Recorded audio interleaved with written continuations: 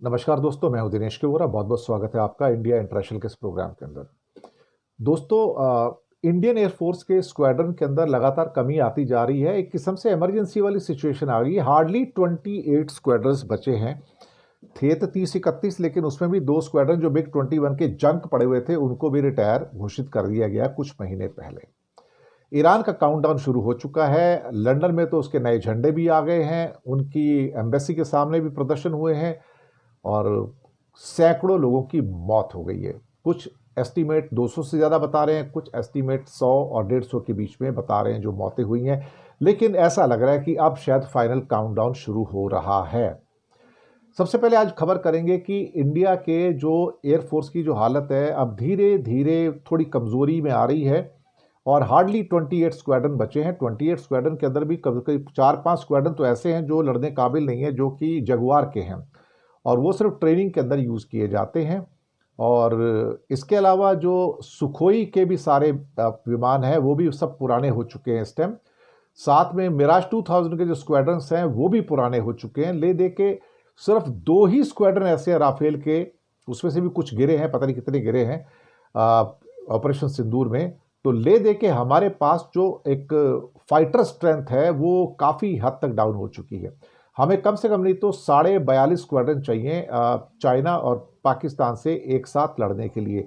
लेकिन अब घट के हम 28 स्क्वाड्रन पे रह गए हैं और 28 में भी जो फाइटिंग नंबर्स हैं वो तो ले दे के बहुत मुश्किल से साहब 20 भी नहीं होंगे।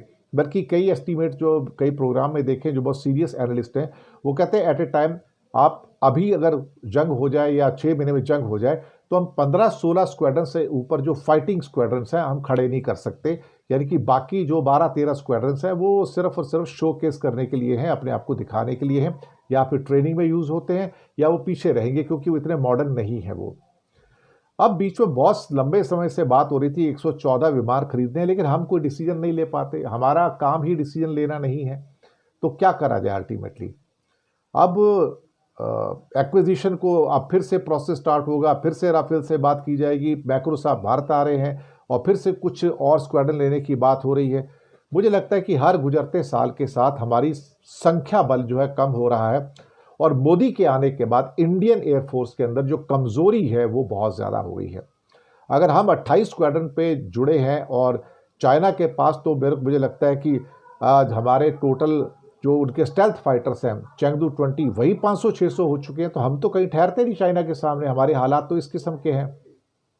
इवन पाकिस्तान एयरफोर्स के अंदर भी कम से कम 25 स्क्वाड्रन है, बल्कि पाकिस्तान के लिए तो 25 काफ़ी है क्योंकि इंडिया ही अपोनेंट है। लेकिन हमें 42.5 चाहिए थे, अब हम ऑलमोस्ट पाकिस्तान के बराबर हम पैरिटी पे आते चले जा रहे हैं। तो ये हमारे हाल हो चुके हैं, लेकिन कुछ होने वाला नहीं है। तेजस विमान आपको मिलने वाला नहीं है। अमेरिका उसके इंजन नहीं देगा। ले दे के आपके पास 3, 4, 5, 6 इंजन आए हैं पिछले 4 सालों के अंदर, तो आप क्या करोगे। और अभी भी तेजस को ये पता नहीं है कि वो कितना कामयाब प्लेन है या नहीं है। आते हैं ईरान के ऊपर। ईरान में काउंटडाउन शुरू हो चुका है। आप समझ लीजिए कि सरकार अब शायद कोई चमत्कार ही हो जाए तो बच जाए। और लंदन में ईरान का पुराना जो नया इस्लामिक झंडा था उसको हटा दिया और पुराना शेर और सूरज वाला झंडा वहाँ पर लहराया जा रहा है। 1979 के बाद ये पहली बार ऐसा हुआ है कि उसका नया झंडा, जो वो पुराना झंडा था 1979 से पहले का, रज़ा पहलवी के राज का, वो दोबारा से आना शुरू हो गया है। सोशल मीडिया हैंडल्स पर और ट्विटर पर ईरान का झंडा बदला हुआ नज़र आ रहा है। और सुना है कि लंदन में दूतावास जो एम्बेसी है ईरान की, उसके झंडे को भी हटाने की काम चल रहा है। ये शायद इस बात का अब अंतर है कि भाई जो काउंटडाउन है शुरू हो चुका है। हालात जो हैं इस टाइम ईरान में बहुत ख़राब हो चुके हैं और 300 से ज़्यादा प्रोटेस्ट 31 प्रोविंस में, 111 से ज़्यादा टाउन और कस्बे, कोई ऐसी जगह नहीं जहां पर प्रोटेस्ट नहीं। और शायद ये अब अपने क्या कहा जाए कि एक अंतिम दौर के अंदर आ रहा है। पता नहीं कोई चमत्कार ही होगा जो बचा कर ले जाए, लेकिन उनकी जो आर्म फोर्सेज है IRGC जो है वो लगातार गोली चलाकर लोगों को शांत करने की कोशिश कर रहे हैं। और इसके ऊपर लोगों का जो गुस्सा है और ज़्यादा तेज हो गया। प्रदर्शनकारी यानी कि प्रोटेस्टर्स बेकाबू हो रहे हैं। इन्हें रोकने के लिए आर्मी और सिक्योरिटी फोर्सेस लगातार गोलियां चला रही है। लेकिन शायद ट्रंप आने वाले इन 48 घंटों के अंदर कुछ एक नया काम करने जा रहे हैं। बात तो ग्रीनलैंड की हो रही है, लेकिन शायद उनका जो अटैक होगा वो डेल्टा फोर्स ऑलरेडी तैनात कर दी गई है, वो हो सकता है ईरान पर होगा। ये जो विद्रोह की आग है, ये आयतुल्ला खमेनी के 36 साल के शासन को राख कर देगी। और ये अभी की माने तो ये सेना के बल पर पहले खमेनी को हटाने की तैयारी में थे, लेकिन अब ऐसा लगता है कि प्रदर्शनकारी जो हैं वही ये काम कर देंगे।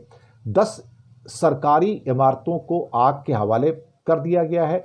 31 प्रोविंसेस, सारे के सारे प्रोविंस आग के हवाले कर दिए गए हैं या उन पर प्रोटेस्ट हो रहे हैं। 2 IRGC के जो इस्लामिक रेवोल्यूशनरी गार्ड्स हैं, आर्मी वाले, उनके कैंप को आग लगा दी गई है। 25 मस्जिदों में आग लगा दी गई है।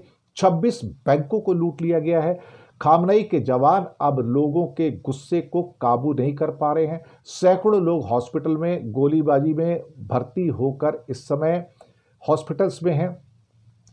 अब दावा किया जा रहा है कि डोनाल्ड ट्रंप बहुत जल्दी खमेनी के खिलाफ एक फाइनल ऑनस्लॉट यानी कि फाइनल काउंटडाउन उनका स्टार्ट हो सकता है। अमेरिका की बढ़ती हुई गतिविधियां ईरान के पास, और साथ में एक किस्म से कहा जाए तो कुर्दिस्तान बॉर्डर पर भी इसमें अमेरिका की डेल्टा फोर्स के जवान आ गए हैं, जिन्होंने वेनेजुएला में मादुरो का किडनैपिंग किया था। चारों ओर से ईरान को इस समय घिरा हुआ आप देख सकते हैं, और जितने अरब देश हैं, सऊदी अरब हो, कतर हो, UAE हो, वो सब अमेरिका के साथ खड़े नजर आ रहे हैं, ईरान के साथ कोई नहीं। एक पॉसिबिलिटी कल परसों और निकली थी, क्या ईरान का डिवीजन किया जा सकता है, ईरान को तोड़ा जा सकता है कि ईरान का एक पार्ट उनको दे दिया जाए और एक पार्ट वेस्टर्न इन्फ्लुएंस के अंदर आ जाए। ये भी होने की संभावनाएं हो रही हैं। कतर के अल उदैद एयरबेस पर C-17 के ग्लोब मास्टर भी पहुंच चुके हैं, नए हथियार लेकर वो लैंड कर चुके हैं। अमेरिका के KC-137 रीफ्यूलिंग एयरक्राफ्ट फारस की खाड़ी में उतर चुका है और वहां पे फ्यूल भरने की उनको ड्रिल भी हुई है। अमेरिका का MQ-4 ड्रोन पिछले एक हफ्ते से ओमान की खाड़ी, हॉर्मुज स्ट्रेट और फारस की खाड़ी में उड़ान भर रहा है। दावा है कि इसके जरिए ईरान की पल पल की हरकत पर नजर रखी जा रही है। डिएगो गार्सिया पर B-2 बॉम्बर्स ऑलरेडी वहां पर थे।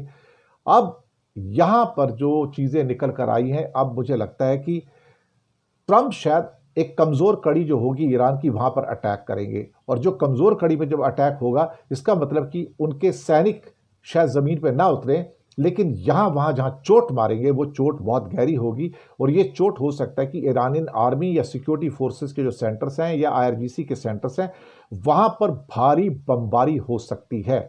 इसके अलावा रजा पहलवी को भी कहना है कि मैं अपनी मातृभूमि के अंदर लौट रहा हूं, लौटने की तैयारी कर रहा हूं, ताकि एक नई क्रांति आए, ईरान फिर से नया ईरान बने, मॉडर्न ईरान बने जैसा पहले था, सबको आज़ादी वहां पर मिले, औरतें खुलकर वहां पर घूमें और वहाँ वो अपना तेल बेच सकें, जिससे पैसे आएँ और उस पैसे से उसकी प्रसिद्धि हो, उस पैसे से उनको वापस से खड़ा किया जाए अपनी ज़मीन पर। देखते हैं क्या होता है।